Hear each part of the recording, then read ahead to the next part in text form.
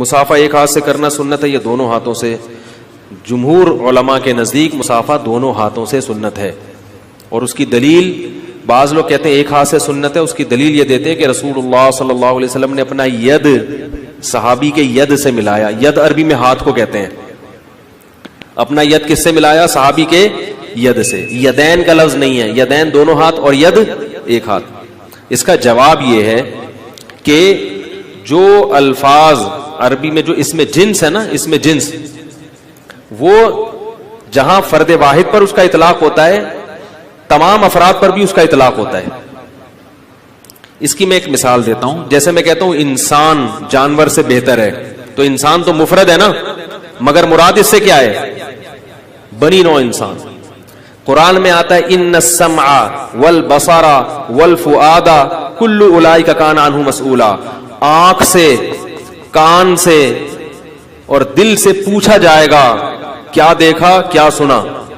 اللہ نے نہیں کہا کہ دونوں آنکھوں سے، دونوں کانوں سے. کیا کہا؟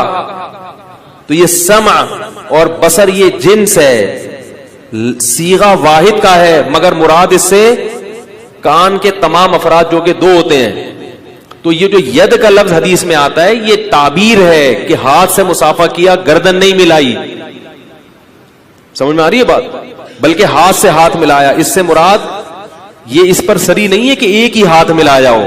یہ جیسے ایک ہاتھ کو شامل ہے، یہ دونوں ہاتھوں کو بھی شامل ہے. اور یہ صحابی سے بعید ہے کہ نبی نے ایک ہاتھ بڑھایا اور صحابی نے دونوں نہ ملائے ہوں. یہ ممکن نہیں ہے. صحابہ کرام تو نبی کے جسم سے مس اپنے جسم کو کرنا سعادت سمجھتے تھے.